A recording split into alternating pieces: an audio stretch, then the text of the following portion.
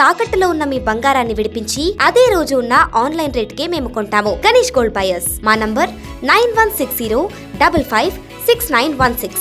తను మా తాత మా నాన్న వాళ్ళ ఫాదర్ దగ్గర 100 సంవత్సరాలు ఉంటాయి. ఇప్పటికీ కష్టజీవి, 100 దాటినాయి. ఇప్పటికీ కష్టజీవి. మాకంటూ ఉన్న పెద్ద దిక్కు మా తాత మాత్రమే. మా తాత దేవుడే దిక్కు. మా తాత మాకు పెద్ద, మా కుటుంబానికి మా తాతనే పెద్ద. నాన్నమ్మ చనిపోయారు, అమ్మమ్మ చనిపోయారు, తాతయ్య అందరు చనిపోయారు. మా తాతయ్యనే మాకు ఇప్పుడు 100 సంవత్సరాలు దాటినా మా తాత కష్టజీవే. సొంతంగానే తన కాళ్ళ మీద తనే బతుకుతారు, ఎవరి మీద డిపెండ్ అవ్వరు. ఇప్పటిదాకా తనే తన తిండి తనే సంపాదించుకుంటారు. అందుకే నాకు కూడా మా తాత పోలికలే, పింఛన్ మీద బతుకుతున్నారట. నాకు కూడా మా తాత పోలికలే వచ్చినాయి. అట్లా సొంతంగా బతకడమే అలవాటు అయిపోయింది. ఇగో మా తాతని చూపిస్తున్నా అందరికి, చూడండి. ఈరోజు మా తాత బ్లెస్సింగ్స్ కోసం వచ్చిన. జూబ్లీహిల్స్ లో పోటీ చేస్తున్నా కాబట్టి మా తాత బ్లెస్సింగ్స్ నాకు ఎప్పుడు ఉంటాయి. అందుకే పెద్ద మనిషి కాబట్టి ఉన్న ఏకైక పెద్ద మనిషి మా తాతయ్యనే. అందుకే ఇంటికి వచ్చి మా తాతయ్య దగ్గర నేను బ్లెస్సింగ్స్ తీసుకుంటున్నా.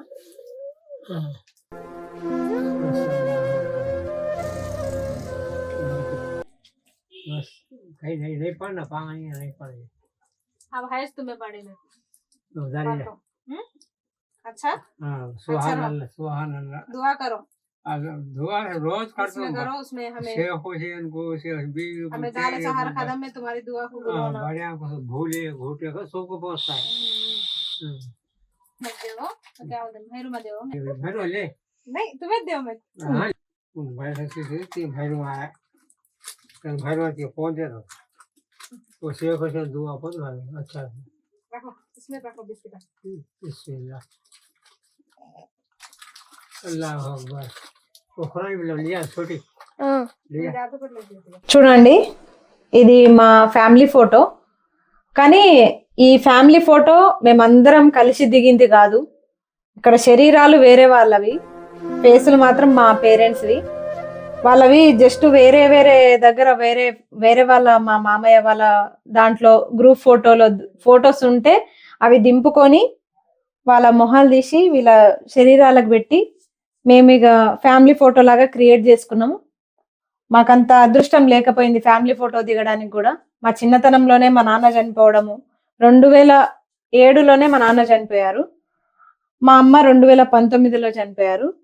ఇట్లా వీళ్ళిద్దరూ ఒకరి తర్వాత ఒకరు ఇట్లా అవ్వడం వల్ల మేము చిన్నగా ఉన్నాం. ఫస్ట్ చిన్న వయసులోనే మా నాన్న చనిపోయేసరికి మేము అసలు ఇలా గ్రూప్ ఫోటో ఇలాంటివి మాకు ఐడియానే లేదా అసలు. అప్పుడు ఇంకా మా నాన్న 2007లో రంజాన్ పండుగ రోజే మా నాన్న చనిపోయారు. రంజాన్ పండుగ రోజు మళ్ళీ మస్జిద్ లోనే చనిపోయారు, ఇంటికి కూడా రాలేదు. నమాజ్ చదువుకొని ఈద్గాలో మస్జిద్కి వెళ్ళి మస్జిద్ లోనే అక్కడనే చనిపోయారు. మేము చిన్నగా ఉన్నాం కాబట్టి, నేను 6th క్లాస్ ఉన్నప్పుడు, మా చెల్లె 3rd క్లాస్ ఉంది. ఇద్దరం వెళ్ళి చూసేసరికి మా నాన్న చనిపోయారు. చివరి చూపు మేమే చూసుకున్నాము. మా చేతుల్లోనే ప్రాణం పోయింది. మా అమ్మ ఈ ఇల్లు కట్టేటప్పుడు వాటర్ పోసే క్రమంలో ఏమైందంటే, ఈ కింద స్లాబ్ కింద సిమెంట్ ఉంటది కదా, ఆ సిమెంట్, ఈ ఇంటి కష్టాలు ఈ చెత్త కష్టాలు అప్పుడే స్టార్ట్ అయినాయి మాకు. ఆ సిమెంట్ స్లాబ్ వేసేటప్పుడేమో చెత్త వేసేటప్పుడేమో సపోర్ట్ కట్టే జారడము, దానివల్ల మా బ్యాడ్లకు చెత్త కూడా ఖరాబ్ అయిపోయింది. అలాగే ఈ చెత్త కట్టిన తర్వాత కూడా వాటర్ పోసేటప్పుడు మా అమ్మ, మేము స్కూల్కి వెళ్ళినాం, మేమిద్దరం కూడా స్కూల్కి వెళ్ళినాము. వెళ్ళిన తర్వాత మా అమ్మ వాటర్ పోద్దామని చెప్పేసి ఇంట్లోకి వచ్చింది.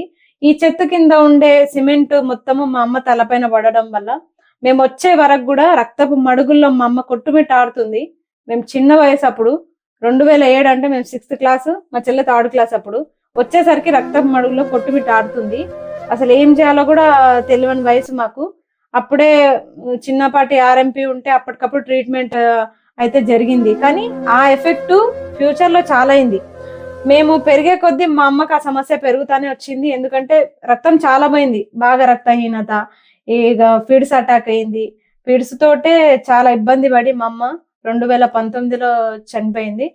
ఇక అప్పటి నుంచి మేము ఈ ఫొటోస్ చూసుకుంటూ బతకడం తప్ప మాకు ఫ్యామిలీ ఫోటో కూడా లేదు. ఇక ఈ ఫొటోసే అటొకరం ఇటొకరం అటాచ్ చేసుకొని ఫ్యామిలీని చూసుకుంటున్నాము. అది మా పరిస్థితి. ఇంత దుస్థితిలో ఉన్నాం మేము. దయచేసి మమ్మల్ని అర్థం చేసుకోండి. మమ్మల్ని కూడా మీ కుటుంబీకులే అని భావించి మేము ఇద్దరమే ఉన్నాం ఆడపిల్లలము. ఇది ఎవరికి ఎంత చెప్పినా అర్థం కాదు. అందుకే నేను ఇంటికొచ్చి వీడియో చేయడానికి కారణం ఇదే. మా ఫ్యామిలీ ఫోటోలోనే ఉన్నారు, నిజ జీవితంలో లేరు. వాళ్ళు ఫోటోలకే పరిమితం అయిపోయారు. ఏం చేయాలి, మా అదృష్టం బాగలేదు అనుకుంటున్నాము అంతే తప్ప మేము ఎవరిని మా దురదృష్టానికే వదిలేస్తున్నా తప్ప నేను ఎవరిని కూడా నిందించట్లేదు.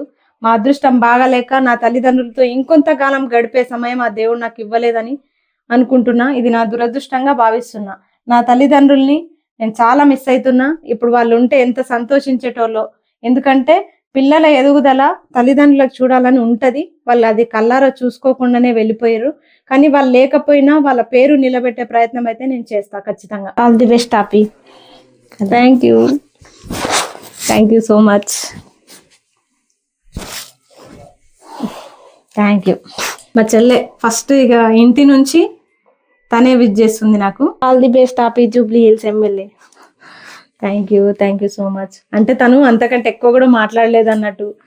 అసలు నేనే ఇంట్లో వాగుడుకాయని ఎక్కువ నేనే వాగుడుకాయని. ఇక తను నేను పోటీ చేస్తున్నా కాబట్టి నాకు ఇంటి నుంచే ఫస్ట్ విషెస్ కావాలి, ఫస్ట్ దీవెన ఇంటి నుంచే కావాలి కాబట్టి ఇంకా అమ్మైనా నాన్నైనా నాకు నా చెల్లెనే కాబట్టి తను ఫస్ట్ విషెస్ నాకు చెప్తుంది. ఆల్ ది బెస్ట్ అని చెప్పి. Thank you so much. మా అక్కకు మీరందరూ సపోర్ట్ చేయాలని మనస్ఫూర్తిగా కోరుకుంటున్నాను.